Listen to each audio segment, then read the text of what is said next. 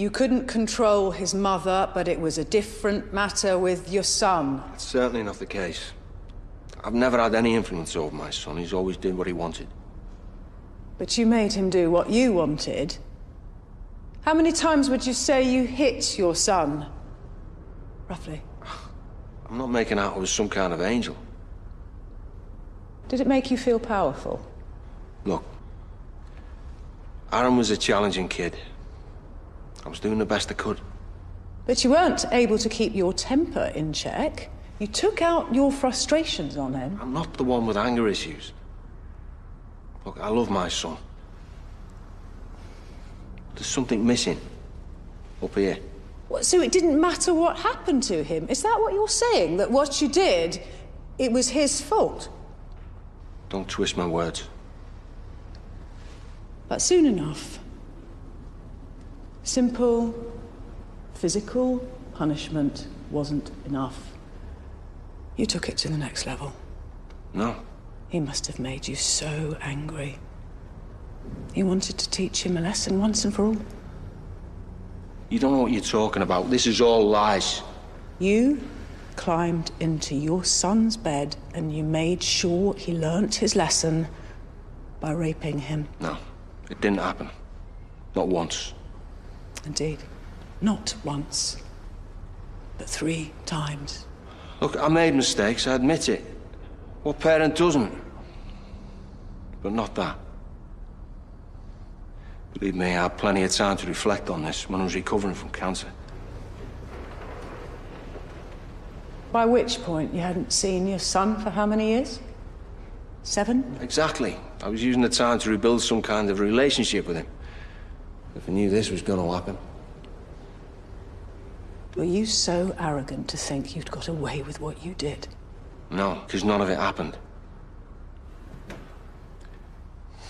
All this is a result of a troubled and delusional mind.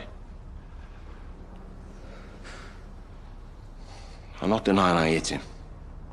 He pushed me too far. Come on, we all know what kids can be like. He pushed and he pushed, and I snapped. I regret it, of course I do, but I'm not perfect. What parent is? I don't blame my son for any of this. I just want him to get the help he needs.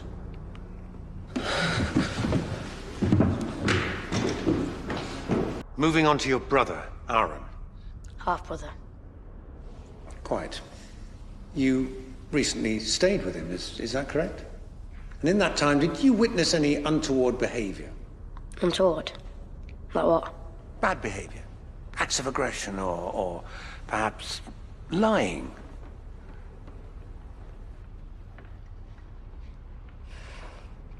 Miss Flaherty? No. Never. Aaron's a good person. And he stands up for what's right. Yet I know this isn't what you expected me to say. What he was expecting me to say. You know, I actually believed him at first. Okay, thank you, Miss Flaherty. The truth is, yeah, he is my dad. But he's also a liar and a bully. A bully who manipulates people. You all need to understand, that man is sick. Aaron wouldn't lie about something like this. You have to believe me. That's enough now. He's the liar, not Aaron. He thinks he can get away with what he did. Don't let him.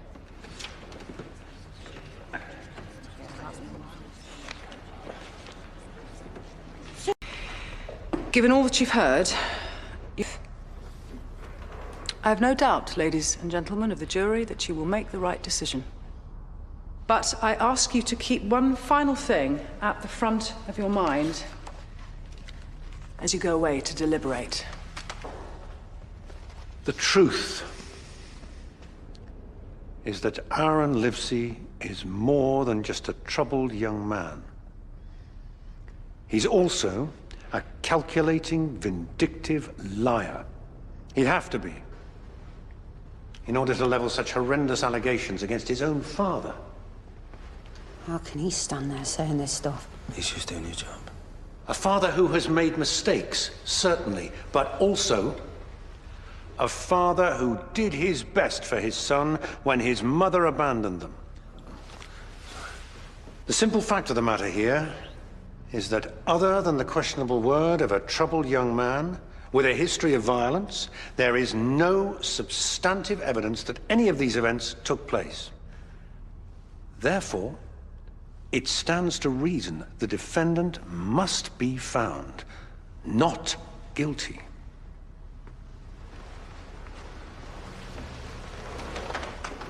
You have heard from the prosecution and the defense. Now, you must go away and consider carefully the facts of the case as we understand them. You must ask yourselves one fundamental question. On the balance of the evidence put forward, do you believe beyond all reasonable doubt that the defendant is guilty of the acts for which he is on trial? There is no doubt that you have a difficult decision ahead, as either way, you hold a man's very future in your hands.